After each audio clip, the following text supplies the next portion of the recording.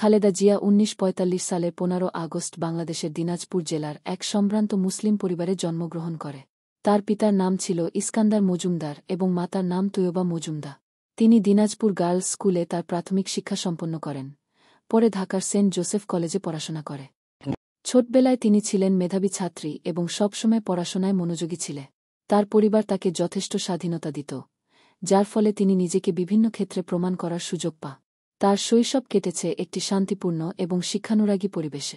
ব্যক্তিগত জীবন: ১৯০৭ সালে খালেদা জিয়া বিয়ে করেন জিয়াউর রহমানকে, যিনি পরে বাংলাদেশের রাষ্ট্রপতি হন। তাদের ২ পুত্র তারেক রহমান এবং আরাফাত রহমান কুক। রাজনৈতিক জীবন: জিয়াউর রহমানের মৃত্যুর পর খালেদা জিয়া বিএনপির নেতৃত্ব গ্রহণ করে। তিনি বাংলাদেশের প্রথম মহিলা প্রধানমন্ত্রী হিসেবে ১৯৯১ থেকে ১৯৯৬ এবং ২০০১ থেকে ২০০৬ পর্যন্ত দায়িত্ব পালন করে। বিতর্ক ও কারাদণ্ড: ২০১৮ সালে খালেদা জিয়া দুর্নীতির মামলায় অভিযুক্ত হন এবং তাকে ১৭ বছরের কারাদণ্ড দেওয়া হয়। তবে বর্তমানে তিনি স্বাস্থ্যগত কারণে বাড়িতে অবস্থান করছে। সম্প্রতি ঘটনা: শেখ হাসিনার পদত্যাগের পর খালেদা জিয়াকে মুক্তি দেওয়া হয়েছে এবং তিনি বর্তমানে বাংলাদেশের রাজনৈতিক পরিস্থিতিতে সক্রিয় ভূমিকা পালন করছে। খালেদা জিয়ার জীবন ও কর্ম সম্পর্কে আরও বিস্তারিত জানতে পারেন।